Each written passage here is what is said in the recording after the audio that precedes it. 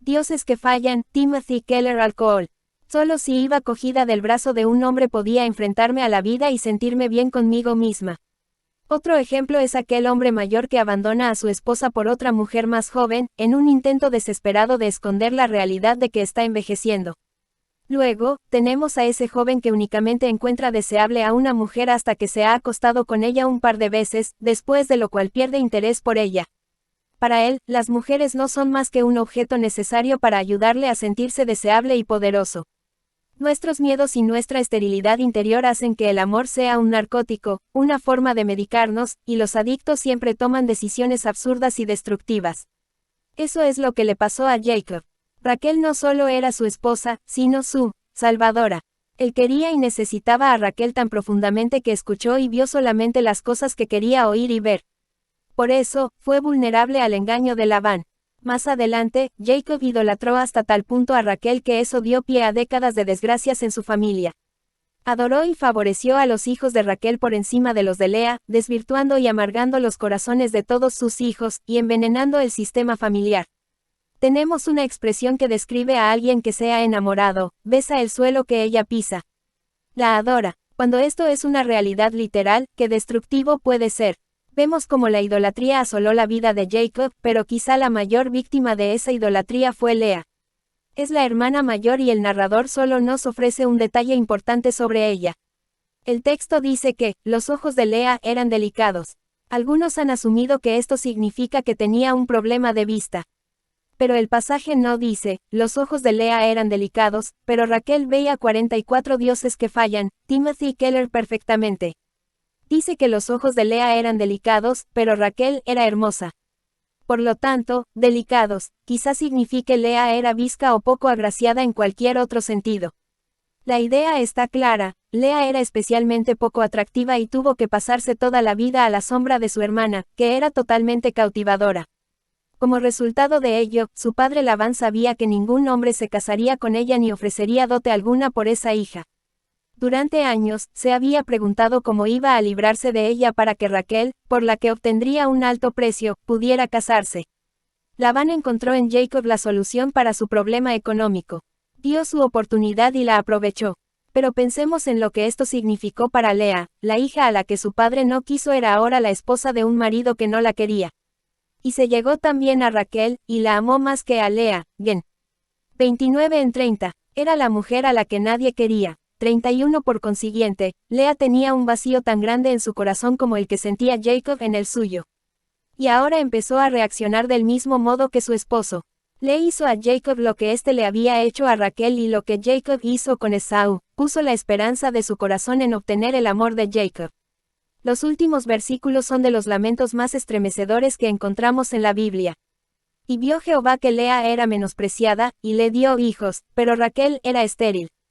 Y concibió Lea, y dio a luz un hijo, y llamó su nombre Rubén, porque dijo: ha mirado Jehová mi aflicción, ahora, por tanto, me amará mi marido. Concibió otra vez, y dio a luz un hijo, y dijo: por cuanto oyó Jehová que yo era menospreciada, me ha dado 45 de IOSES que fallan, Timothy Keller también este. Y llamó su nombre Simeón. Y concibió otra vez, y dio a luz un hijo, y dijo: ahora esta vez se unirá mi marido conmigo, porque le he dado 3 hijos, por tanto, llamó su nombre Leví. Concibió otra vez, y dio a luz un hijo, y dijo: esta vez alabaré a Jehová. Por esto llamó su nombre Judá, y dejó de dar a luz. Génesis 29:31-35, 32. ¿Qué estaba haciendo? Intentar encontrar la felicidad y la identidad por medio de los valores familiares tradicionales. Tener hijos, sobre todo en aquellos tiempos, era la mejor manera de conseguirlo, pero no funcionó. Había puesto en su marido todas sus esperanzas y sus sueños. Pensó: si tengo hijos, mi marido me amará, y por fin habrá acabado mi vida de infelicidad. Pero, en lugar de eso, cada nacimiento la empujaba a mayor profundidad en el infierno de la soledad. Cada día de su vida estaba condenada a ver cómo el hombre al que más amaba se refugiaba en los brazos de aquella mujer a cuya sombra ella se había pasado la vida. Cada uno de esos días era un nuevo cuchillo en su alma.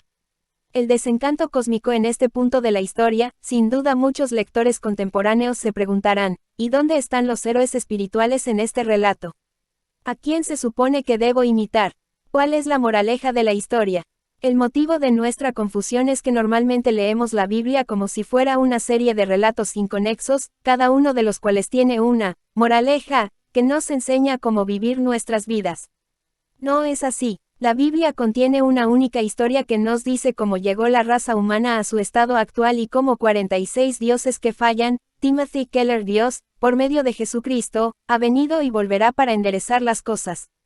En otras palabras, la Biblia no nos ofrece un Dios situado en lo alto de una escalera moral desde la que nos dice, si intentas de todo corazón reunir tus fuerzas y vivir correctamente, podrás ir subiendo. En lugar de esto, la Biblia nos muestra repetidamente a personas que no merecen la gracia de Dios, no la buscan y no la aprecian incluso después de haberla recibido. Y este es el gran marco narrativo en el que encajan todos los relatos individuales que aprendemos de esta historia. Aprendemos que, en el trasfondo de toda vida, resuena una nota subyacente de desencanto cósmico. Nunca llevaremos una vida sabia hasta que entendamos esto. Jacob dijo, si consigo a Raquel, todo irá bien. Y se acuesta con aquella que piensa que es Raquel, y, literalmente, el texto hebreo dice, venida la mañana, he aquí que era Lea, Gen. 29-25. Un comentarista dijo acerca de este versículo, esto es una miniatura de nuestro desencanto, el que experimentamos a partir del Edén, 33. ¿Qué quiere decir esto? Con todo nuestro respeto por esa mujer, de la que tenemos mucho que aprender, significa que, independientemente de en qué pongamos nuestras esperanzas, por la mañana es siempre Lea, no Raquel. Nadie ha expresado esto mejor que C.S. Lewis en Mero Cristianismo. La mayoría de personas, si realmente han aprendido a mirar en sus corazones, sabrán que quieren, y quieren ardientemente, algo que no pueden tener en este mundo. En este mundo, hay toda clase de cosas que ofrece darnos, pero nunca cumple su promesa. Los anhelos que nacen en nosotros cuando nos enamoramos por primera vez, o cuando pensamos por vez primera en un país extranjero, o 47 dioses que fallan, Timothy Keller abordamos una materia que nos emociona, son anhelos que ni el matrimonio, ni el viaje, ni el aprendizaje pueden realmente satisfacer. No hablo ahora de lo que normalmente llamaríamos matrimonios rotos, ni vacaciones, ni carreras estudiantiles. Hablo de la mejor expresión de tales cosas. Hubo algo que aprendimos, en ese primer momento de anhelo, que en la realidad se desvanece. Creo que todo el mundo sabe de qué hablo. La esposa puede ser buena, los hoteles y los paisajes excelentes, y la química una profesión muy interesante, pero algo se nos ha escapado. 34. Si usted se casa como lo hizo Jacob, poniendo todo el peso de sus esperanzas y anhelos más profundos en la persona con quien se despose, la aplastará con sus expectativas. Distorsionará su vida y la de su cónyuge de 1000 formas distintas.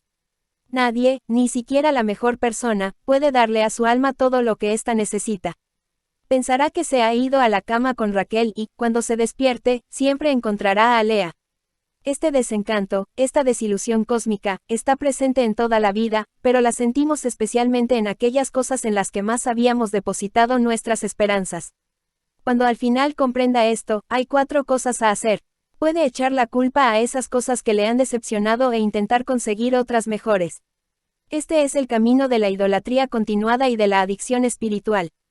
Lo segundo que puede hacer es culparse, castigarse diciendo, no sé cómo, pero soy un fracaso. Veo que todo el mundo es feliz. No sé por qué yo no lo soy. Dentro de mí hay algo que no funciona. Esta es la vía del desprecio a uno mismo y de la vergüenza.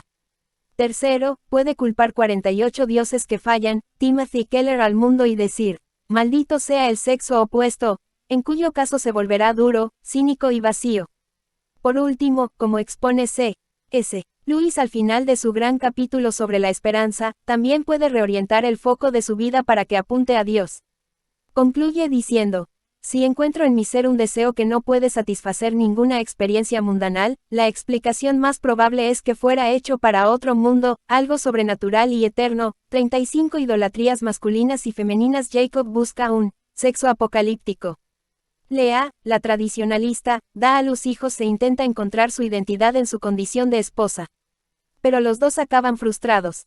Ernest Becker explica por qué es así. El fracaso del amor romántico como solución a los problemas humanos forma parte integral de la frustración del hombre moderno. Ninguna relación humana puede sobrellevar la carga de la divinidad.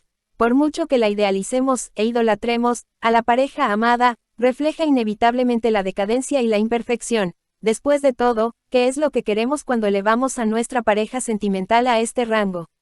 Queremos librarnos de nuestros errores, de nuestra sensación de no ser nadie. Queremos ser justificados, saber que nuestra existencia no ha sido en vano.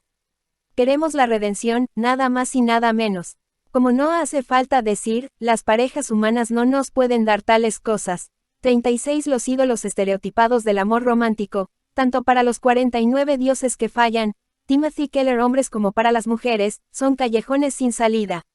A menudo, se dice que, los hombres usan el amor para conseguir sexo, y las mujeres usan el sexo para conseguir amor. Como todos los estereotipos, estos contienen cierta verdad, pero este relato bíblico demuestra que esos dos dioses falsos acaban decepcionándonos. Como Jacob quería justificar su propia vida mediante el hecho de tener una mujer hermosa, entregó su corazón a una mujer negándose a ver su inmadurez y sus imperfecciones. El dios falso de Lea no era el sexo. Es evidente que tenía acceso al cuerpo de su marido, pero no a su amor ni a su compromiso.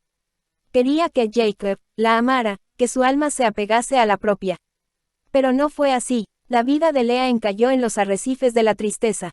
Dentro de nuestra cultura moderna, cada vez somos más conscientes de que muchas mujeres son víctimas de la idolatría del compromiso.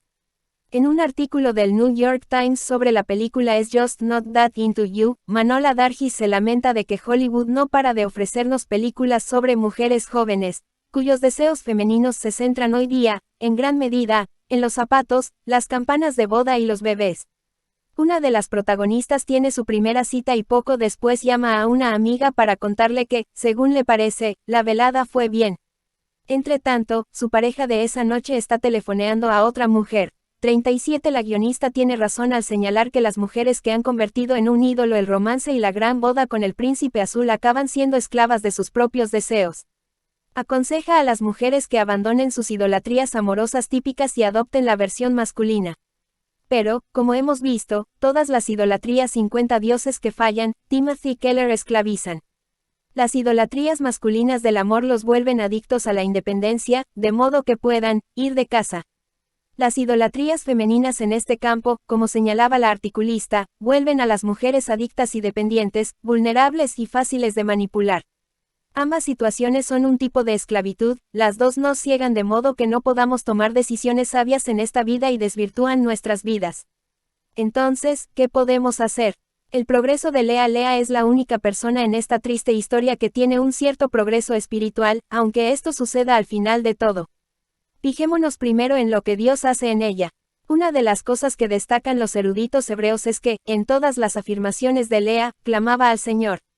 Usaba el nombre Yahvé. Ha mirado el Señor, Yahvé, mi aflicción, dice en el versículo 32.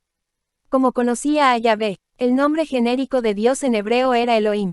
En aquella época, todas las culturas tenían algún concepto general de Dios o de los dioses, pero Yahvé era el nombre del Dios que se había revelado a Abraham y, más tarde, a Moisés. Fue quien le dijo a Abraham que bendeciría la tierra por medio de su linaje. La única manera de que Lea conociese la existencia de Yahvé sería si Jacob le había hablado de la promesa hecha a su abuelo. De modo que, aun en medio de sus luchas y su confusión, Lea extendía las manos hacia un Dios personal de gracia. Sin embargo, después de varios años criando hijos, llega el momento de avanzar. Cuando Lea dio a luz a su cuarto hijo, Judá, dijo, esta vez alabaré a Jehová. Esa afirmación contenía un 51 dioses que fallan, Timothy Keller desafío. Era una declaración distinta a las que había hecho después de sus otros partos. No mencionó a su esposo ni al bebé. Parece ser que, por fin, había apartado de su esposo y de sus hijos las esperanzas más profundas de su corazón y las había depositado en el Señor. Jacob y Labán le habían robado la vida a Lea, pero, cuando al final entregó su corazón al Señor, la recuperó. El novio verdadero no debemos fijarnos solamente en lo que Dios hizo en ella, también hemos de considerar lo que hizo por ella. Es posible que Lea sintiera que en aquel niño había algo especial. Quizá tuvo la intuición de que Dios había hecho algo por ella. Y ciertamente era así. Sin duda, el escritor de Génesis lo sabía. Aquel niño era Judá, y en Génesis 49 se nos dice que por medio de él vendría un día el rey verdadero, el Mesías. Dios se había acercado a la mujer que nadie quería, la menospreciada, haciendo de ella una antepasada de Jesús. La salvación vino al mundo no a través de la hermosa Raquel, sino de la mujer que nadie quería, la desestimada. Le gusta a Dios defender a los desvalidos. No, aquel regalo maravilloso a Lea significó mucho más que eso. El texto dice que, cuando el Señor vio que Lea no era amada, Él la amó. Dios le estaba diciendo, yo soy el verdadero novio. Soy el esposo de las que no lo tienen. Soy el padre de los huérfanos. Este es el Dios que salva por gracia. Los dioses de las religiones moralistas favorecen a las personas con éxito y a las que más rinden. Son quienes trepan por la escalera moral hacia el cielo. Pero el Dios de la Biblia es aquel que desciende a este mundo para llevar a cabo la salvación y darnos una gracia que nunca podríamos alcanzar. 52 dioses que fallan, Timothy Keller solos. Ama a los no queridos, los débiles y los indeseados. No es solamente un rey, y nosotros sus súbditos. No es solo un pastor, y nosotros sus ovejas. Es un esposo, y nosotros somos su esposa. Está enamorado de nosotros, incluso de aquellos que pasan desapercibidos para todos los demás. Y aquí estriba el poder para superar nuestras idolatrías. En el mundo, hay muchas personas que no han encontrado una pareja sentimental y que necesitan escuchar que el Señor les dice, yo soy el novio verdadero. Solo hay un par de brazos que te darán todo lo que desea tu corazón y que te esperarán al final de los tiempos si te vuelves a mí. Y sabe que yo te amo ahora. Sin embargo, no son solamente los que no tienen pareja quienes necesitan ver que Dios es nuestro esposo último, sino también los que tienen cónyuge. Lo necesitan para salvar su matrimonio del peso aplastante de sus expectativas divinas. Si usted se casa con alguien esperando que sea como un Dios, es inevitable que le decepcione. No es que deba intentar amar menos a su cónyuge, sino, más bien, que debe conocer y amar más a Dios. ¿Cómo podemos conocer el amor de Dios con tanta profundidad que liberemos a nuestros seres queridos y cónyuges de nuestras expectativas agobiantes? Observando a aquel a quien apunta la vida de Lea. El hombre a quien nadie quería cuando Dios vino al mundo en Jesucristo, era verdaderamente hijo de Lea. Se convirtió en el hombre a quien nadie quería. Nació en un establo. Carecía de belleza que le hiciera deseable. Is. 53 en 2. Vino a los suyos y los suyos no le recibieron. Jin. 1:11 de la mañana. Y, al final, todo el mundo le abandonó. Jesús clamó a su padre, ¿por qué 53 dioses que fallan, Timothy Keller me has abandonado? ¿Por qué fue el hijo de Lea? ¿Por qué fue el hombre a quien nadie quería? Por usted y por mí. Llevó sobre sí mismo nuestros pecados y murió en nuestro lugar. Si nos sentimos profundamente conmovidos al ver su amor hacia nosotros, esto apartará nuestros corazones de otros presuntos salvadores. Dejaremos de intentar redimirnos mediante nuestros proyectos y relaciones, porque ya estamos redimidos. Dejaremos de intentar convertir a otros en salvadores, porque ya tenemos un Salvador. La única manera de librar al corazón de un afecto antiguo es mediante el poder expulsivo de uno nuevo. Por lo tanto, no basta con poner ante el mundo el espejo de sus propias imperfecciones. No basta con exponer una demostración del carácter evanescente de nuestros placeres, de hablar a la conciencia, de sus locuras, más bien, pruebe todos los métodos legítimos de encontrar un acceso a sus corazones por amor de aquel que es mayor que el mundo. 38 Un día, Sally me contó cómo recuperó su vida. Acudió a un consejero que le dijo, acertadamente, que ella había estado buscando en los hombres su identidad, su salvación. En lugar de eso, le propuso el consejero, debería encontrar un trabajo y disfrutar de independencia económica, como modo de edificar su autoestima. La mujer estuvo de acuerdo de corazón en que necesitaba volar sola económicamente, pero se mostró reacia al consejo sobre encontrar su autoestima. Me aconsejaban que renunciase a una idolatría femenina frecuente y aceptase una propia de los varones, dijo. Pero yo no quería que mi valor como persona dependiese del éxito profesional, como tampoco 54 dioses que fallan, Timothy Keller que lo hiciese de los hombres. Quería ser libre, como lo hizo. Encontró el pasaje de Colosenses 3, donde el apóstol Pablo escribe, vuestra vida está escondida con Cristo en Dios. Cuando Cristo, vuestra vida, se manifieste, entonces vosotros también seréis manifestados con Él en gloria. Col. 3 en 1:4. Se dio cuenta de que ni los hombres ni el trabajo ni ninguna otra cosa debía constituir su vida, o su identidad. Lo que ahora importaba no era lo que pensaran los hombres de ella, ni el éxito profesional, sino lo que Cristo hizo por ella y cómo la amaba. Por lo tanto, cuando encontraba a un hombre que se interesaba por ella, ella le decía en lo profundo de su corazón, tal vez seas una gran persona, quizá incluso llegues a ser mi marido, pero no puedes ser nunca mi vida. Solo Cristo es mi vida.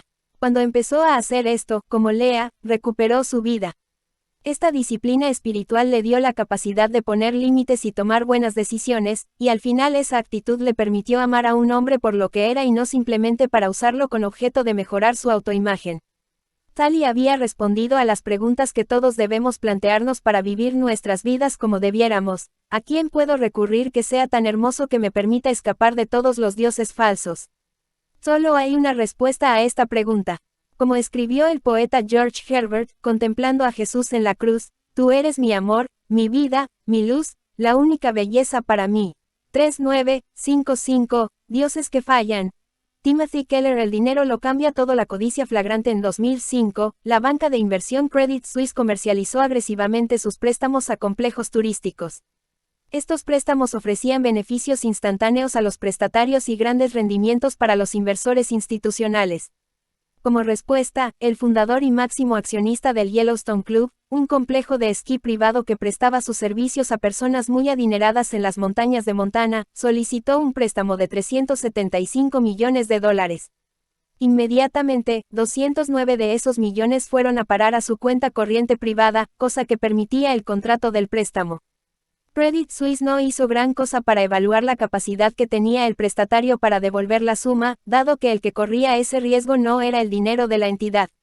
El préstamo se organizó y vendió como parte de una obligación hipotecaria colateralizada, que transfería todos los problemas potenciales a inversores institucionales, como fondos de pensiones que adquirían productos de préstamo cuyos riesgos los vendedores infravaloraban tremendamente. Credit Suisse firmó media docena de acuerdos como este entre 2002 y 2006, por un importe total de unos $3.000 millones. Sin embargo, en 2007, el Yellowstone Club estaba sumido en graves problemas económicos. La mala administración rutinaria se agravó debido a la pesada deuda que debían satisfacer por el préstamo de Credit Suisse. Cuando estalló la recesión y disminuyeron los valores inmobiliarios, el club se declaró en bancarrota. Credit Suisse, que tenía los primeros derechos de 56 dioses que fallan, Timothy Keller Retención, propuso un plan de financiación transitorio para cerrar el club, lo cual habría dejado sin trabajo a cientos de empleados. Los vendedores, camareras, jardineros y ascensoristas de los pequeños pueblos de Montana, que tenían pocas opciones laborales más, estaban a punto de padecer un tremendo golpe económico. Afortunadamente, un juez de Montana especialista en bancarrotas entendió lo que había pasado. Acusó a Credit Suisse y al dueño del club de codicia flagrante y préstamo depredador, que los había enriquecido mientras echaban todos los riesgos y las consecuencias sobre las espaldas de la clase obrera de la zona. Arrebató a Credit Suisse su derecho de retención, un hecho inusual en este tipo de tribunales. El veredicto del juez hizo posible que otro comprador adquiriese el club, salvando así muchos puestos de trabajo. 40. Un periodista que informó sobre esta historia definió la situación como una instantánea del espíritu económico de la época. La nueva explosión en los salarios de los ejecutivos, el énfasis creciente en los artículos de lujo, los tratos abusivos que proporcionan millones a los firmantes a costa de miles de trabajadores, la despreocupación por las deudas descomunales, todas estas cosas representan profundos cambios sociales en nuestra cultura. Paul Krugman escribe sobre estos cambios en las actitudes. No debemos pensar que se trata de una tendencia de mercado, como el valor en alza de las propiedades junto a la playa, sino algo más parecido a la revolución sexual de la década de 1960.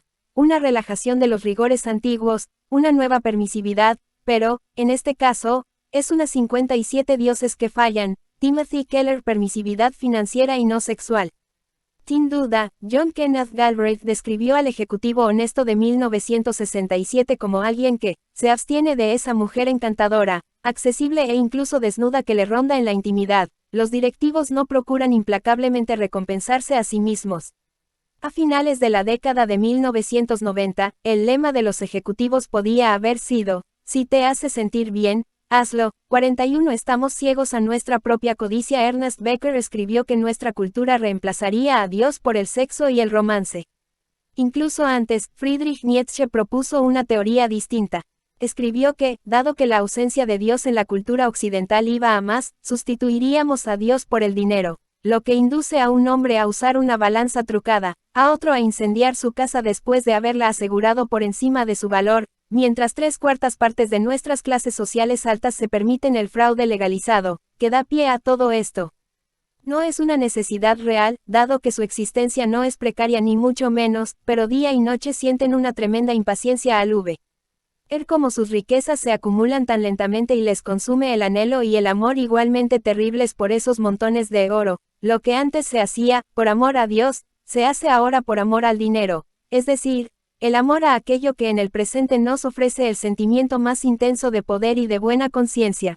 42 En resumen, Nietzsche presagió que seguramente el dinero se 58 dioses que fallan, Timothy Keller convertiría en el principal dios falso de la cultura occidental. Han sido innumerables los escritores y pensadores que han destacado la cultura de la codicia, que ha venido royendo nuestras almas y ha provocado el colapso económico. Sin embargo, nadie cree que las cosas cambien pronto. ¿Por qué? Porque la codicia y la avaricia resultan especialmente difíciles de detectar en nosotros mismos. Hace algunos años, estaba desarrollando una serie de charlas en 7 partes, sobre los 7 pecados capitales, en una reunión matutina de varones. Mi esposa Kathy me dijo, estoy segura de que la semana que toques el tema de la codicia es cuando vendrán menos asistentes. Tenía razón, cuando hablamos de la lascivia, la ira, e incluso el orgullo, la sala estaba a rebosar. Pero nadie se considera codicioso. En mi calidad de pastor, he visto a personas que han acudido a mí para confesar que luchan con casi todos los tipos de pecado. Casi. No recuerdo a nadie que haya venido y me haya dicho, gasto demasiado dinero en mí mismo. Creo que mi amor por el dinero perjudica a mi familia, a mi alma y a las personas que me rodean. La codicia se oculta a los ojos de la víctima. El modus operandi del dios del dinero incluye la ceguera del corazón. ¿Cómo es que nadie dominado por la codicia la percibe? El dios falso del dinero usa poderosas dinámicas sociológicas y psicológicas. Todo el mundo tiende a vivir dentro de un paréntesis socioeconómico concreto. Una vez usted se pueda permitir vivir en un barrio determinado, enviar a sus hijos a las escuelas de la zona y participar en su vida social, se verá rodeado automáticamente por bastantes personas que tienen más dinero que usted. Usted no se compara con el resto del mundo, C59 dioses que fallan, Timothy Keller compara con los que comparten su paréntesis. El corazón humano siempre quiere justificarse y esta es una de las maneras más sencillas de hacerlo. Usted dice, no vivo tan bien como él, ella o ellos. Comparados con ellos, mis ingresos son modestos. Usted puede razonar y pensar así por muy lujosamente que viva. Como resultado, la mayoría de estadounidenses se considera clase media y solo un 2% se define como clase alta, 43 pero no engañan al resto del mundo. Cuando personas procedentes de otros países visitan el nuestro, se quedan boquiabiertas al ver el grado de confort materialista que la mayoría de estadounidenses ya lo consideran como necesidad. Jesús advierte a las personas mucho más a menudo sobre la codicia que sobre el sexo, pero, sin embargo, nadie se considera culpable de este pecado. Por consiguiente, todos deberíamos partir de una hipótesis de trabajo de que, esto podría constituir fácilmente un problema para mí. Si la codicia se esconde también, nadie debe estar confiado de que ese problema no le va a afectar. ¿Cómo podemos detectar y librarnos de la capacidad que tiene el dinero para cegarnos? El poder seductor del dinero. Habiendo entrado Jesús en Jericó, iba pasando por la ciudad. Y sucedió que un varón llamado Zaqueo, que era jefe de los publicanos, y rico. Lucas 19 en 1-2 Con unas pinceladas breves pero reveladoras, el Evangelio de Lucas nos presenta a Zaqueo. Era un publicano, repudiado por su comunidad. Incluso hoy día, las personas que trabajan para Hacienda no lo van publicando en las fiestas, pero debemos 60 dioses que fallan. Timothy Keller entender qué significaba ser publicano en aquel momento y lugar. Israel era un país conquistado, sometido a una ocupación militar. Sus conquistadores, los romanos, exigían unos impuestos gravosos sobre cada colonia, con objeto de enviar la mayor parte de la riqueza nacional a Roma y a sus ciudadanos. Esto empobrecía a las sociedades coloniales, lo cual las mantenía sometidas. Los únicos israelitas que vivían en el confort y la tranquilidad económica eran los romanos que gobernaban y sus colaboradores locales, los publicanos. Su sistema de recaudación dependía de unos agentes que tenían la misión de reunir para sus superiores romanos los impuestos de cada región donde se aplicaran. Todo el mundo los despreciaba. El pueblo tachaba a Zaqueo de pecador, 7, lo cual significaba apóstata o paria. Si quiere hacerse una idea de la opinión que se tenía de estos funcionarios, piense en lo que la gente consideraba de los colaboradores que, bajo el dominio nazi, oprimieron a sus propios pueblos durante la Segunda Guerra Mundial. Piense en los señores de la droga que se enriquecen esclavizando a miles de las personas más débiles de las ciudades. Piense en los extorsionadores de guante blanco, que compran empresas y luego las destruyen, o venden hipotecas a personas humildes que no se lo pueden permitir, mientras amasan millones para ellos. Ahora, entenderá el estatus de los recaudadores de impuestos en aquella época. Porque iba alguien a aceptar un empleo como publicano. ¿Qué podría inducir a un hombre a traicionar a su familia y a su país, y vivir como un paria en su propia sociedad? La respuesta es el dinero. El incentivo que ofrecían los romanos a los publicanos era casi irresistible. El recaudador, respaldado por el poderío militar, tenía permiso para exigir mucho más dinero a sus compatriotas judíos de lo que se había comprometido a pagarle al gobierno. 61 dioses que fallan, Timothy Keller hoy día, a esto lo llamamos extorsión. Era un negocio extremadamente lucrativo. Los publicanos eran los ciudadanos más ricos de la sociedad y los más odiados. Uno de los motivos por los que Lucas llama nuestra atención sobre Zaqueo es que no era un publicano corriente. Era un architelones, 2, literalmente, el archirrecaudador. No es de extrañar que lo encontremos en Jericó, un centro aduanero importante. Como cabeza de todo un sistema, fue uno de los miembros más ricos y aborrecidos. Vivía en una época en la que, a diferencia de la nuestra, el consumo desmedido y el disfrute desbocado de la riqueza estigmatizaba a los ricos. Pero eso no le importaba. Había sacrificado todo lo demás por tener dinero. El dinero, como Señor Pablo afirma que el dinero es una forma de idolatría, col. 3 en 5, f. 5 en 5. Lucas nos enseña lo mismo en su Evangelio. 44 en Lucas 12:15 del día, Jesús dice a sus oyentes, mirad, y guardaos de toda avaricia, porque la vida del hombre no consiste en la abundancia de los bienes que posee. ¿Qué es la avaricia? En los pasajes que rodean esta afirmación, Lucas 11 y 12, Jesús advirtió a las personas que no se preocuparan en exceso de sus bienes materiales. Para Jesús, la codicia no es solo el amor al dinero, sino la preocupación excesiva por él. Nos da el motivo por el que nuestras emociones están controladas hasta tal punto por nuestra cuenta bancaria. La vida del hombre no consiste en la abundancia de los bienes que posee. En este sentido, si su vida consiste en lo que usted posee y consume, es que tales cosas le definen. El verbo describe una identidad personal basada en el dinero. Se refiere a las personas que, si pierden su riqueza, no 62 dioses que fallan, Timothy Keller tienen un yo viable, porque su valor como persona se basa en su valor económico. Más adelante, Jesús llama a esto por su nombre. Ningún siervo puede servir a dos señores, porque o aborrecerá al uno y amará al otro, o estimará al uno y menospreciará al otro. No podéis servir a Dios y a las riquezas. Y oían también todas estas cosas los fariseos, que eran avaros, y se burlaban de él. Entonces les dijo, vosotros sois los que os justificáis a vosotros mismos delante de los hombres, mas Dios conoce vuestros corazones, porque lo que los hombres tienen por sublime, delante de Dios es abominación. Lucas 4:13 de la tarde menos 15, Jesús utiliza todas las metáforas bíblicas básicas sobre la idolatría y las aplica a la codicia y al dinero. Según la Biblia, los idólatras hacen tres cosas con sus ídolos. Los aman, confían en ellos y los obedecen. 45. ¿Quiénes aman el dinero? Son aquellos que se pasan el día soñando y fantaseando sobre nuevas maneras de ganar dinero, nuevos bienes que adquirir, y que miran con envidia a los que tienen más que ellos. Quienes confían en el dinero, sienten que tienen el control de sus vidas y están a salvo y seguros gracias a su riqueza.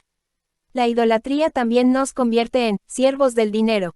De la misma manera que servimos a los gobernantes y magistrados terrenales, vendemos el alma a nuestros ídolos.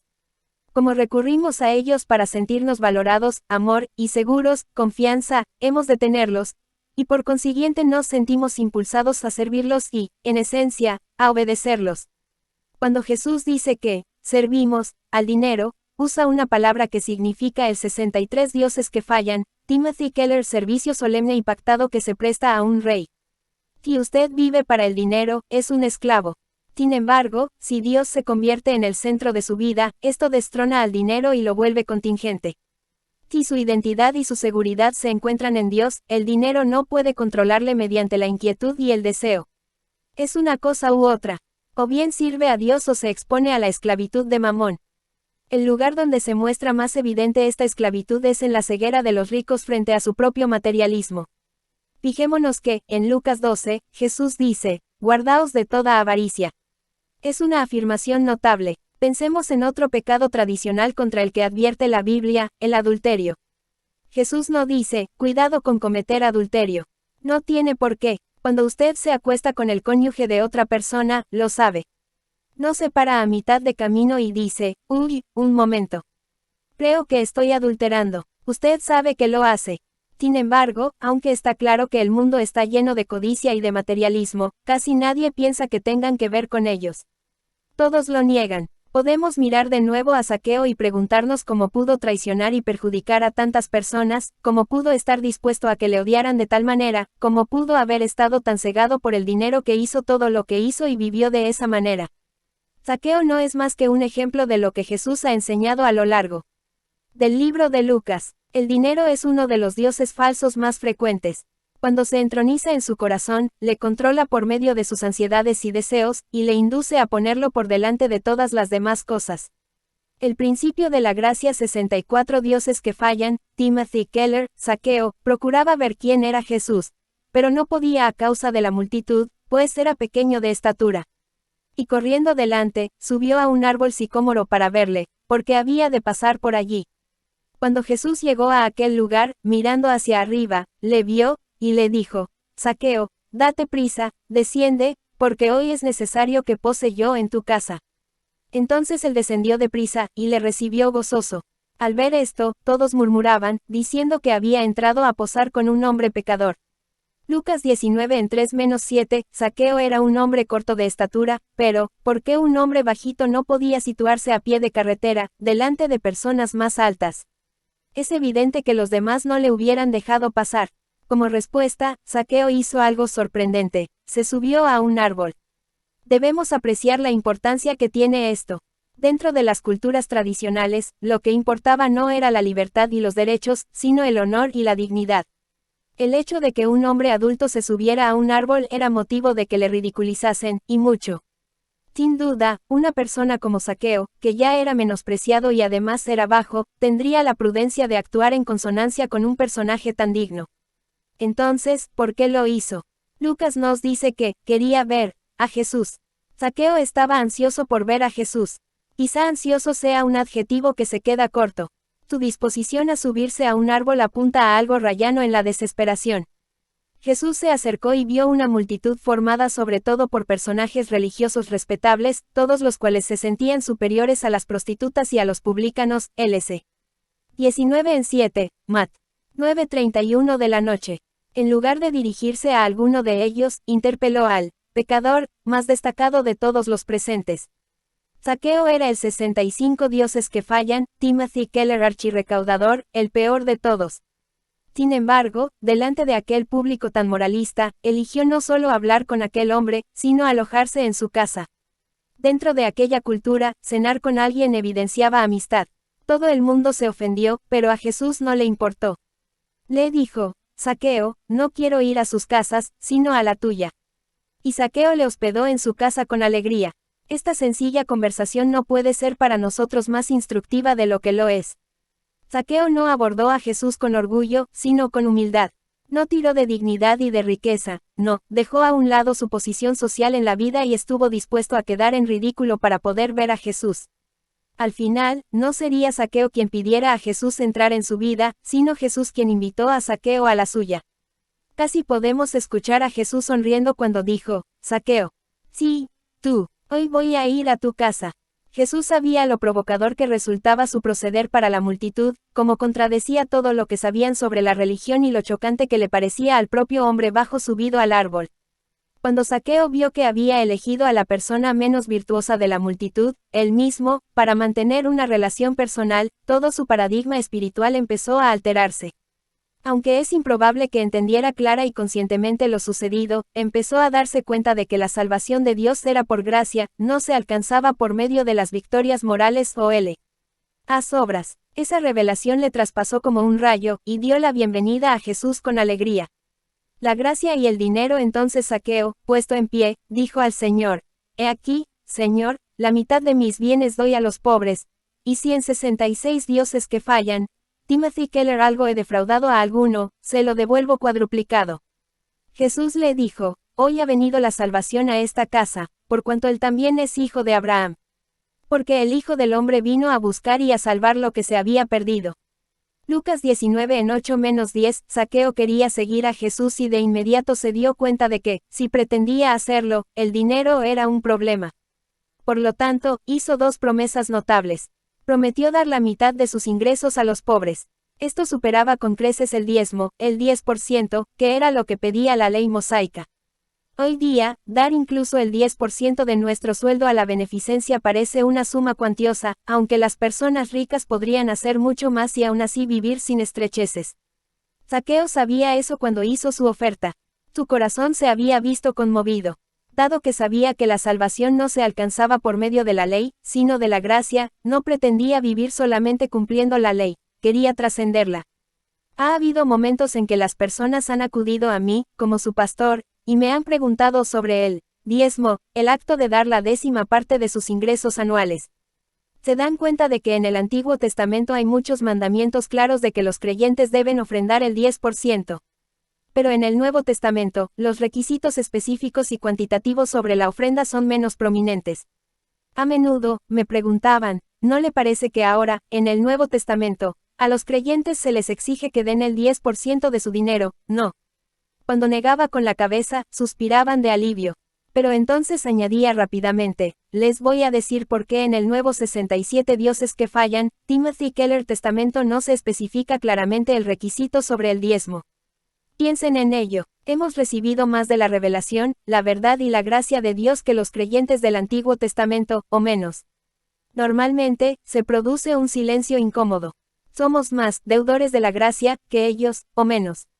Jesús dio el diezmo de su vida y de su sangre para salvarnos, o lo dio todo. El diezmo es el estándar mínimo para los creyentes cristianos. Sin duda, no querríamos dar menos de nuestros ingresos que aquellos que tenían una comprensión mucho menor de lo que Dios hizo para salvarles. La segunda promesa de Zaqueo no tenía tanto que ver con la caridad y la misericordia, sino con la justicia. Había amasado mucho dinero mediante engaños. Había muchas personas de las que había obtenido unos ingresos exorbitantes. La ley mosaica también contemplaba este caso.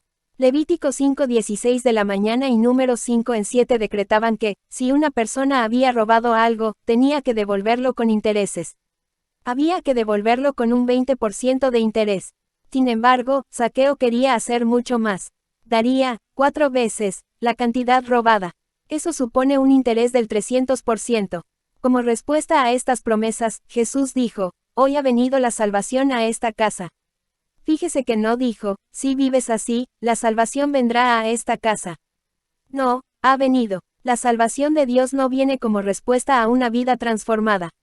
La vida transformada es la respuesta a la salvación, ofrecida como un regalo.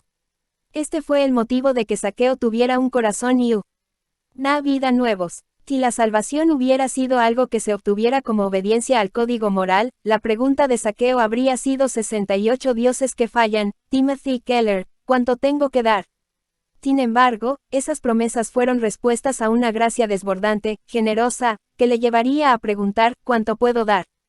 Se dio cuenta de que, aunque era rico materialmente, desde el punto de vista espiritual había estado en bancarrota, pero Jesús había derramado sobre él gratuitamente sus riquezas espirituales. Pasó de ser opresor de los pobres a adalid de la justicia. Pasó de acumular riquezas a costa de las personas que le rodeaban a servir a otros a expensas de su riqueza. ¿Por qué? Jesús había sustituido al dinero como salvador de Zaqueo, de manera que el dinero volvió a ser solamente eso, dinero. Ahora, era un instrumento para hacer el bien, para servir a las personas. Ahora que su identidad y su seguridad estaban enraizadas en Cristo, tenía más dinero del que necesitaba. La gracia de Dios había transformado su actitud hacia su riqueza. La gracia y los ídolos profundos. Para entender cómo empezó a cambiar el corazón de Zaqueo, debemos pensar que los dioses falsos se presentan en grupos, haciendo que la estructura de la idolatría en el corazón sea compleja. Hay ídolos profundos dentro del corazón, bajo los ídolos de superficie, más concretos y visibles a los que servimos. 46. El pecado en nuestros corazones afecta a nuestras motivaciones básicas, de modo que se vuelven idolátricas, ídolos profundos. Algunas personas se sienten profundamente motivadas por el deseo de influir y de tener poder, mientras a otras las emociona más la aprobación y el aprecio de los demás. Hay quienes anhelan por encima de todo el bienestar emocional y físico, mientras otros buscan la seguridad, el control de su entorno. A las personas con 69 dioses que fallan, Timothy Keller, el ídolo profundo del poder, no les importa ser impopulares y con ello obtienen influencia. Las personas más motivadas por la aprobación hacen lo contrario, renunciarán alegremente al poder y al control para que todo el mundo piense bien de ellos. Cada ídolo profundo, el poder, la aprobación, la comodidad o el control, genera un conjunto diferente de temores y de esperanzas. Los ídolos de superficie son cosas como el dinero, nuestro cónyuge o nuestros hijos, por medio de los cuales nuestros ídolos profundos buscan satisfacción. A menudo, cuando analizamos nuestras estructuras idolátricas, somos superficiales. Por ejemplo, el dinero puede ser un ídolo de superficie que sirva para satisfacer impulsos más fundamentales. Algunas personas quieren tener mucho dinero como vía para controlar su mundo y su vida. Por lo general, estas personas no gastan mucho dinero y viven muy modestamente. Lo tienen todo bien guardado e invertido, de modo que se sienten totalmente seguros en el mundo. Otros quieren dinero para tener acceso a círculos sociales y para estar guapos y atractivos. Estas personas sí que gastan el dinero en sí mismos, con prodigalidad. Hay quienes quieren tener dinero porque este les da un gran poder sobre otros. En cualquier caso, el dinero funciona como un ídolo y aún así, debido a los diversos ídolos profundos, da como resultado patrones conductuales muy distintos. La persona que usa el dinero para servir a un ídolo profundo como el del control, a menudo se sentirá superior a las personas que lo usan para alcanzar el poder o la aprobación social. Sin embargo, en todos ese casos la idolatría del dinero esclaviza y distorsiona vidas. En cierta ocasión, otro pastor de mi iglesia aconsejó a un matrimonio que había tenido graves conflictos sobre 70 dioses que fallan, Timothy Keller, su administración del dinero. La esposa consideraba que su marido era un avaro. Un día, el pastor estaba hablando a solas con el marido, que se quejaba amargamente sobre lo manirrota que era su esposa. Es tan egoísta, gasta tanto dinero en ropa y en su aspecto. Entendía claramente cómo la necesidad de su esposa de estar atractiva para otros influía en su uso del dinero. Entonces, el pastor le expuso el concepto de ídolos profundos y de superficie. Se da cuenta de que por no gastar o dar nada, al guardar cada céntimo, es igual de egoísta que ella. Gasta absolutamente todo en su necesidad de sentirse seguro, protegido, en tener el control. Afortunadamente para el consejero, el hombre quedó más conmocionado que furioso. Nunca lo había visto así, dijo, y las cosas empezaron a cambiar en aquel matrimonio. Por este motivo, los ídolos no se pueden erradicar eliminando sencillamente los de superficie, como el dinero o el sexo. Podemos mirarlos y decir, tengo que quitarle importancia a esto en mi vida. No debo permitir que me controle. Lo detendré. Los ataques directos como ese no funcionarán, porque a los ídolos profundos se los debe atacar en el nivel del corazón. Solo hay una manera de cambiar en ese nivel, y es por medio de la fe en el Evangelio. La pobreza de Cristo. En 2 Corintios 8 y 9, Pablo pide a una iglesia que haga una ofrenda para los pobres. Aunque es un apóstol con autoridad, escribe, no hablo como quien manda, 2 Co. 8 en 8. Lo que quiere decir es, no pretendo ordenaros nada. No quiero que esta ofrenda sea solamente la respuesta a una petición. No presiona directamente la voluntad diciendo, soy apóstol, haced lo que os 71 dioses que fallan, Timothy Keller digo.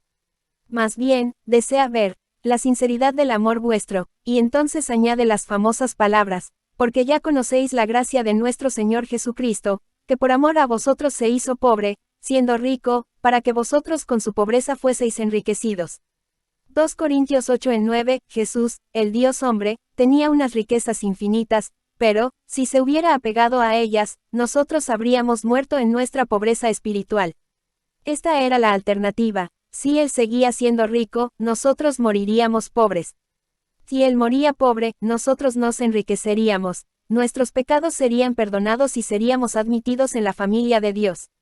Pablo no se limitaba a dar a esta iglesia un mero precepto ético, exhortándoles a que dejasen de amar el dinero y fueran más generosos. Más bien, resumió el Evangelio. Esto es lo que decía Pablo. Jesús renunció a su tesoro celestial para hacer de vosotros su tesoro, pues vosotros sois un pueblo, adquirido por Dios, 1 P. 2 en 9-10. Cuando usted le vea morir para convertirle en su especial tesoro, él pasará a ser suyo. El dinero dejará de ser el fundamento de su existencia y de su seguridad, y querrá bendecir a otros con lo que usted tenga. Cuanto más comprenda el Evangelio, menos poder tendrá el dinero sobre usted. Piense en la gracia incalculable de Dios hasta que esto le convierta en alguien generoso. La solución para la tacañería es una reorientación hacia la generosidad de Cristo en el Evangelio, como Él derramó su riqueza por mí. Ahora, no tienes que preocuparte por el dinero, la cruz demuestra que Dios cuida de ti y te dará seguridad. Ya no tienes que envidiar el dinero de nadie. El amor y la salvación de Dios de 72 dioses que fallan, Timothy Keller confieren un estatus notable, algo que el dinero no puede darte. El dinero no puede librarnos de tragedias ni darnos el control en medio de un mundo caótico. Solo Dios puede hacerlo. Lo que destruye el poder del dinero sobre nosotros no es simplemente que nos esforcemos el doble por seguir el ejemplo de Cristo. Antes bien, consiste en profundizar su comprensión de la salvación de Cristo, lo que tiene en él, y luego vivir en la práctica los cambios que provoca ese entendimiento en su corazón, que es donde radican su mente, su voluntad y sus emociones. La fe en el Evangelio reestructura nuestras motivaciones, la forma de entendernos a nosotros mismos y nuestra identidad, nuestra visión del mundo. El acatamiento conductual a unas reglas sin que medie un cambio de corazón genuino será superficial y transitorio. El ser humano debe tener un ídolo. Andrew Carnegie se convirtió en uno de los hombres más ricos del mundo cuando su acería, precursora de U.S. Steel, se convirtió en la empresa más rentable del mundo. En sus primeros tiempos de éxito, cuando solo contaba con 33 años, Carnegie analizó implacablemente su corazón y redactó un memorándum dirigido a sí mismo. El ser humano debe tener un ídolo. La acumulación de riqueza es uno de los peores tipos de idolatría. No hay un ídolo más degradante que la adoración al dinero. Por consiguiente, cuando lleve adelante un proyecto, debo tener prudencia para elegir la vida que eleve más mi carácter. Si sigo mucho más tiempo agobiado por las inquietudes laborales y centrando la mayor parte de mis pensamientos en la planificación para ganar más dinero, 73 dioses que fallan, Timothy Keller, en menos tiempo, esto me degradará hasta un punto más allá de toda esperanza de recuperación permanente. Dejaré de trabajar a los 35 años, pero, durante estos 2 años restantes, dedicaré las tardes a instruirme y a leer sistemáticamente. 47 Resultan notables el candor y el conocimiento de sí mismo reflejados en esta anotación, y uno de sus biógrafos, John Fraser, comentó: ni Rockefeller, ni Ford ni Moran podrían haber escrito esta nota, ni hubieran entendido al hombre que la escribió. 48 A pesar de todo, y de conocer a fondo su corazón, es evidente que Carnegie no dejó de trabajar. Al cabo de 2 años, y muchos de los defectos que degradan el carácter y que él temía se hicieron realidad en su vida. Aunque Carnegie construyó 2059 bibliotecas, un trabajador siderúrgico, que hablaba en nombre de muchos, dijo a un entrevistador: no queríamos que nos construyera una biblioteca, hubiéramos preferido que nos subiera el sueldo. En aquella época, los obreros del metal trabajaban en turnos de 12 horas en un suelo tan ardiente que tenían que clavarse a las suelas plataformas de madera. Cada 2 semanas, tenían que hacer un turno inhumano de 24 horas, y entonces disfrutaban de un solo día de descanso. Las mejores viviendas que podían permitirse estaban atestadas y sucias. Muchos morían a los 40 años o antes, debido a accidentes o enfermedades. 49 Bill, a quien conocimos en la introducción, había perdido mucho dinero durante la crisis económica de 2008 a 2009, después de 74 dioses que fallan, Timothy Keller haberse convertido al cristianismo 3 años antes. Si esto me hubiera pasado antes de ser cristiano, me hubiera aborrecido a mí mismo, hubiese vuelto a recurrir a la bebida o puede que al suicidio, declaró. En determinada época, Bill solo se sentía una persona digna y valiosa si ganaba dinero. Sabía que, de haber mantenido esa relación espiritual con el dinero durante la recesión económica, habría perdido por completo la sensación de ser importante y de que su vida tenía sentido. 50 Pero su identidad había cambiado. Ya no descansaba sobre el hecho de tener éxito y dinero, sino que se cimentaba en la gracia y el amor de Jesucristo. Por eso, pudo decir, a pesar de sus pérdidas, hoy día le aseguro de corazón que nunca he sido más feliz en toda mi vida. Andrew Carnegie sabía que el dinero era un ídolo en su corazón, pero no supo cómo desarraigarlo. No se lo puede destruir, solo reemplazar. Debe sustituirse por aquel que, aun siendo rico, se hizo pobre para que nosotros pudiéramos enriquecernos de verdad. 75 dioses que fallan, Timothy Keller. La seducción del éxito. La satisfacción evanescente. Madonna, la leyenda del pop, describe con sus propias palabras la seducción del éxito. Tengo una voluntad de hierro, que he concentrado siempre en superar una terrible sensación de indignidad. Supero uno de esos episodios y descubro que soy un ser humano especial, y luego llega otro bache y pienso que soy mediocre y carente de interés, una y otra vez. Lo que me impulsa en la vida es este miedo espantoso a la mediocridad. Y no deja de empujarme y empujarme. Porque, aunque me he convertido en alguien, aún tengo que demostrar que lo soy. Mi lucha nunca ha acabado y es probable que no acabe jamás. 51 Para Madonna, el éxito es como una droga que le proporciona un sentido de importancia y de valor, pero el efecto se disipa rápidamente y necesita tomar otra dosis. Debe hacerse una demostración tras otra a sí misma. La fuerza impulsora tras esto no es la alegría, sino el miedo. En la película Carros de Fuego, uno de los personajes principales es un velocista olímpico que manifiesta con elocuencia la misma filosofía. Cuando le preguntan por qué corre, responde que no lo hace porque le guste. Soy más bien un adicto, contesta. Más adelante, antes de disputar la prueba olímpica de los 100 metros lisos, suspira, 76 dioses que fallan, Timothy Keller, contentamiento. Tengo 24 años y nunca lo he sentido.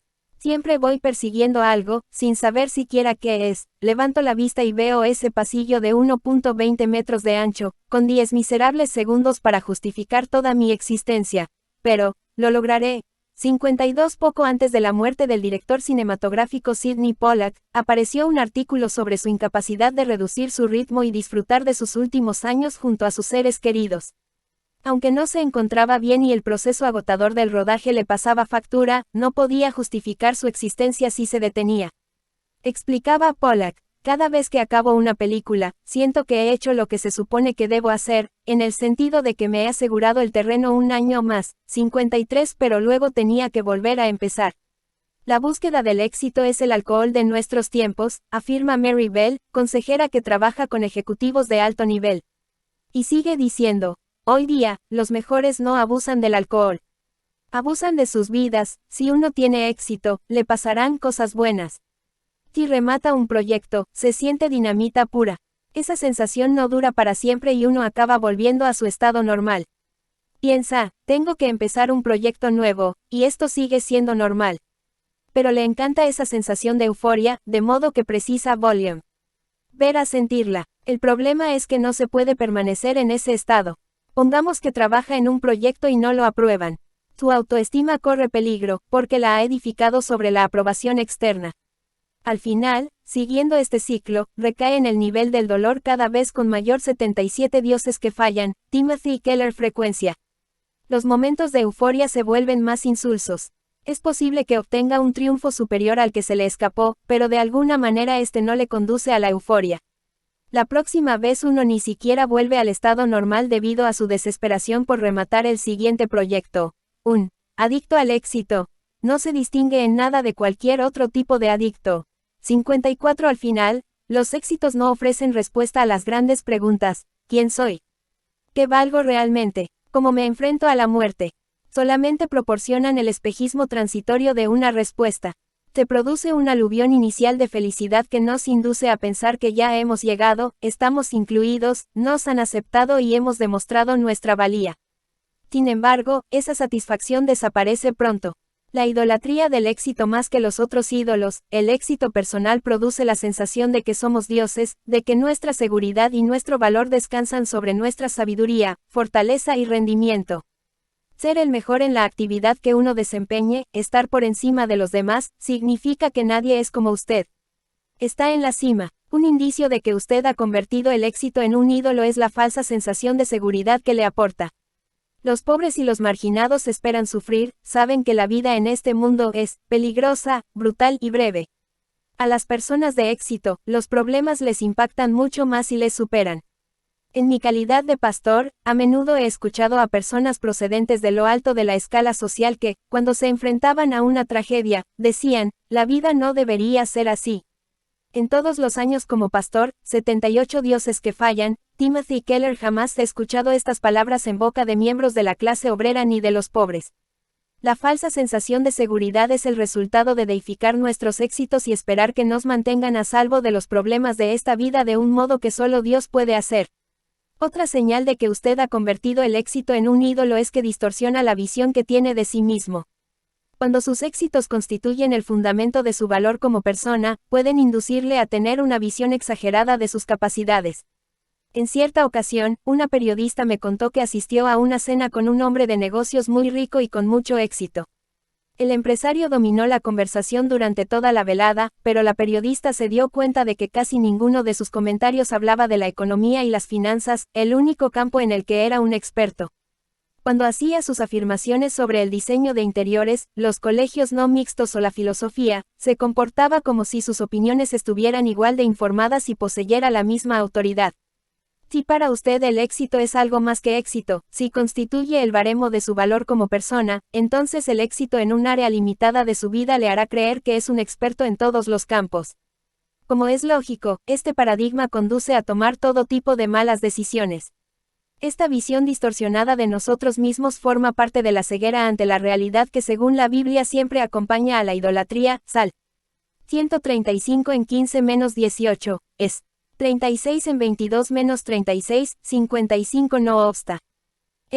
La señal inequívoca de que hemos caído en la idolatría del éxito es que nos damos cuenta de que no podemos mantener la confianza en nosotros mismos en esta vida a menos que figuremos entre los primeros del campo de actividad que 79 dioses que fallan, Timothy Keller hemos elegido.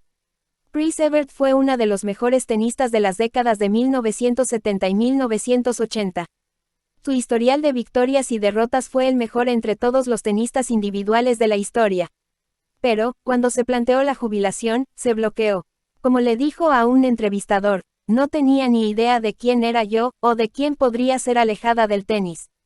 Me sentía deprimida y asustada porque buena parte de mi vida la había definido el hecho de ser una campeona en el tenis. Estaba totalmente perdida. Ganar me hacía sentir ser alguien, me hacía sentir hermosa. Era como estar enganchada a una droga. Para tener una identidad necesitaba las victorias, el aplauso. 56 Un amigo mío había alcanzado la cumbre de su profesión, pero la adicción a un medicamento le obligó a dimitir de su cargo y a someterse a la rehabilitación por consumo de drogas.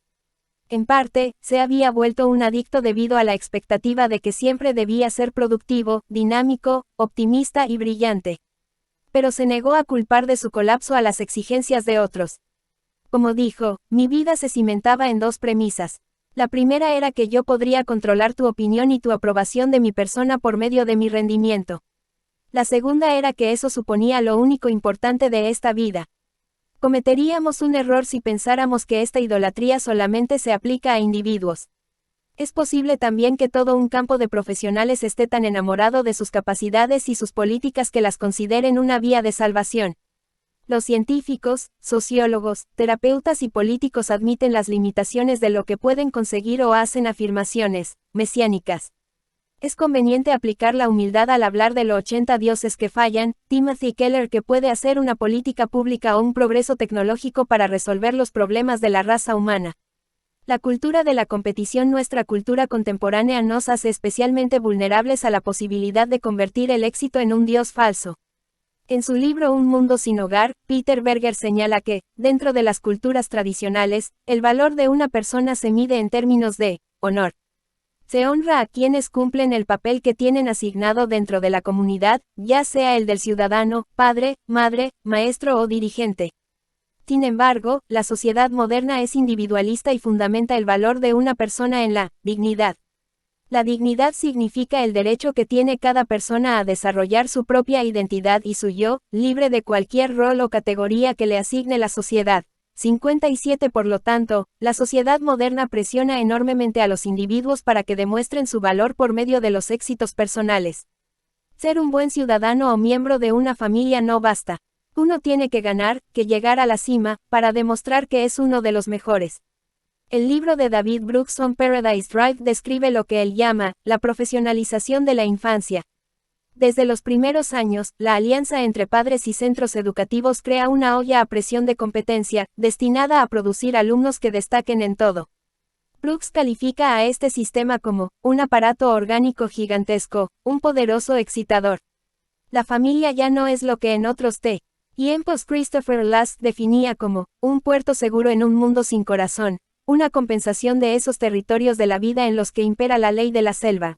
5.8.8.1, Dioses que fallan. Timothy Keller. En lugar de eso, la familia se ha convertido en la guardería donde se cultiva por primera vez el anhelo de obtener el éxito. Este profundo énfasis en el éxito está pasando una factura onerosa a los jóvenes. En la primavera de 2009, Nathan Hatch, presidente de la Universidad Wake Forest, admitió lo que muchos educadores saben desde hace años, que cada vez es mayor el número de adultos jóvenes que han intentado insertarse en los campos de las finanzas, la consultoría, el derecho corporativo y la medicina especializada, debido a los sueldos elevados y al aura de éxito que aportan hoy día tales profesiones. Según Hatch, los alumnos hacían esto sin tener muy en cuenta las cuestiones más amplias del sentido y el propósito. Es decir, que elegían una profesión no como respuesta a la pregunta, ¿qué trabajo ayuda a las personas a prosperar?, sino, ¿qué trabajo me ayudará a prosperar? Como resultado, los empleos poco satisfactorios producen un alto grado de frustración. Hatch tenía la esperanza de que la crisis económica de 2008 a 2009 obligara a muchos estudiantes a reevaluar el sistema fundamental que usaban para elegir una profesión. 59. Si nuestra cultura al completo nos anima poderosamente para que aceptemos a este Dios falso, ¿cómo podremos evitarlo? Con éxito, pero muerto. Uno de los hombres con mayor éxito y más poderoso del mundo en su época fue Naamán, cuya historia se relata en la Biblia, en 2 Reyes 5. Naamán tuvo lo que algunos llamarían, una vida de diseño. Fue comandante del ejército de Aram, país al que hoy llamamos Siria. También era el equivalente al primer ministro de la nación, dado que el rey de Siria se apoyaba en su brazo. Durante 82 dioses que fallan, Timothy Keller. Las ceremonias de estado formales, 2R. 5:18 de la mañana. Era un hombre rico y un soldado valeroso, muy condecorado y honrado. Sin embargo, todos estos grandes éxitos y capacidades habían topado con la horma de su zapato. Naamán, general del ejército del rey de Siria, era varón grande delante de su señor, y lo tenía en alta estima, porque por medio de él había dado Jehová salvación a Siria. Era este hombre valeroso en extremo, pero leproso. 2 Reyes 5 en 1, fijémonos cómo el autor de 2 Reyes acumula los nombramientos y los éxitos, y, de repente, añade que, a pesar de todos ellos, aquel hombre era un muerto viviente. En la Biblia, la enfermedad conocida como lepra abarcaba una serie de enfermedades dérmicas letales, que agostaban la piel y que lentamente incapacitaban, desfiguraban y, por último, mataban a sus víctimas. En sus tiempos, esa palabra tenía las mismas connotaciones que cáncer tiene en los nuestros. El cuerpo de Naamán experimentaba una explosión a cámara lenta. Su cuerpo se inflamaría, su piel y sus huesos se romperían, y entonces se le caerían a pedazos mientras se iba muriendo centímetro a centímetro. Naamán lo tenía todo, riquezas, destreza atlética, admiración popular, pero, por debajo de todo eso, se estaba haciendo literalmente pedazos. Una de las motivaciones principales para el deseo de tener éxito es la esperanza de penetrar en el círculo interior.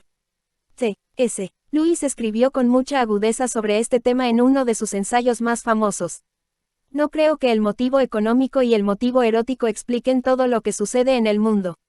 Es un deseo. 83. Dios. Es que fallan. Timothy Keller. Un anhelo de estar dentro, que adopta muchas formas. Uno quiere el conocimiento exquisito de que solo nosotros 4 o 5 somos las personas que, realmente, saben. Mientras esté gobernado por este deseo, nunca estará satisfecho. Hasta que conquiste el miedo a ser un forastero, seguirá siendo un forastero. ¿Qué quiere decir Luis con esto de, seguirá siendo un forastero? Naamán disponía de éxito, dinero y poder, pero era leproso. Se supone que el éxito, la riqueza y el poder hacen de usted alguien con acceso a un ámbito privilegiado, admitido en los círculos sociales más selectos y más exclusivos. Sin embargo, su enfermedad dermatológica contagiosa le había convertido en un paria. Todos sus éxitos eran inútiles, dado que aquel hombre no podría superar su alienación social ni su desespero emocional. Aquí es donde la historia de Naamán funciona como una parábola. Muchas personas buscan el éxito como medio para superar la sensación de que son, en cierto sentido, forasteros. Piensan que, si lo alcanzan, les abrirá las puertas de los clubes, los entornos sociales, las relaciones con los conectados y los influyentes. Por último, piensan ellas, serán aceptadas por todos los individuos importantes de verdad. El éxito promete hacer eso, pero al final no lo cumple. La lepra de Naamán representa la realidad de que el éxito no puede proporcionar la satisfacción que andamos buscando. Muchas de las personas de mayor éxito confiesan que siguen sintiéndose forasteras, y albergan dudas sobre sí mismas. Buscando en el lugar equivocado y de Siria habían salido bandas armadas, y habían 84 dioses que fallan. Timothy Keller llevado cautiva de la tierra de Israel a una muchacha, la cual servía a la mujer de Naamán. Esta dijo a su señora, si rogase mi señora al profeta que está en Samaria, él lo sanaría de su lepra. 2 Reyes 5 en 2-3, la esposa de Naamán tenía una esclava que le habló del gran profeta que vivía en Israel. Naamán, estaba tan desesperado como para aferrarse a este clavo ardiendo, partió para Israel en busca de Eliseo para que le curase. Con él, llevó 10 talentos de plata, y 6,000 piezas de oro, y 10 mudas de vestidos, además de una carta de referencia del rey de Siria al rey de Israel, donde decía, cuando lleguen a ti estas cartas, sabe por ellas que yo envío a mi siervo Naamán, para que lo sanes de su lepra. 2 5 en 5-6. Naamán se dirigió de inmediato al rey de Israel, dándole la carta y ofreciéndole el dinero. Esperaba que, gracias al dinero y a la carta, el rey de Israel ordenaría al profeta que le sanara y podría volver a su casa siendo un hombre sano. Naamán esperaba obtener su cura por medio de cartas que le recomendaban, enviadas por un rey a otro rey. Pensaba que podría recurrir a su éxito para solventar sus problemas. Naamán no entendía que hay algunas cosas que solamente puede hacer Dios. La esclava había dicho a Naamán simplemente que fuera a ver al profeta de Israel, que acudiese directamente a él y le pidiera una cura. Esto no encajaba con el paradigma del mundo que tenía Naamán. En lugar de hacerlo, reunió una cantidad enorme de dinero, se procuró una carta de recomendación de la máxima fuente posible y acudió a ver al hombre más importante de Israel, el rey. Sin embargo, este no se mostró complacido. Luego que el rey de Israel leyó las cartas, rasgó sus 85 dioses que fallan, Timothy Keller vestidos, y dijo, soy yo Dios, que mate y dé vida, para que éste envíe a mí a que sane a un home. Re de su lepra. Considerad ahora, y ved cómo busca ocasión contra mí. 2 Reyes 5 en 7, Naamán y el rey sirio creían que en Israel la religión funcionaba como lo hacía prácticamente en todas las naciones en aquel tiempo, y en muchos países hoy día. Creían que la religión era un tipo de control social. El principio operativo de la religión es este: si vives una buena vida, entonces los dioses o Dios tendrán que bendecirte y darte prosperidad. Por lo tanto, era natural dar por hecho que las personas de mayor éxito en una sociedad fueran las más cercanas a Dios. Serían los individuos que podrían obtener de Dios lo que quisieran. Por eso, la religión tradicional siempre espera que los dioses obren por medio de las personas con éxito, no de los forasteros ni de los fracasados. Por eso, Naamán fue directamente al rey. No obstante, el rey israelita lee la carta y se rasga las vestiduras. Sabe que el rey sirio no entenderá que el Dios de Israel es diferente y que no puede ordenarle que sane a Naamán. El Dios de Israel no está sujeto a una correa, no se le puede comprar ni propiciar. Los dioses de la religión se pueden controlar. Si les ofrecemos trabajo duro y devoción, entonces no sonreirán. Sin embargo, al Dios de Israel no se le puede abordar así. Todo lo que nos da es un regalo de su gracia. Cuando el rey de Israel exclamó, soy yo Dios, puedo matar y dar la vida, apuntó al centro mismo del problema de Naamán. Este había convertido el éxito en un ídolo. Esperaba que, gracias a sus hazañas, podía acercarse a otros en su clase de éxito, y obtener lo que necesitara.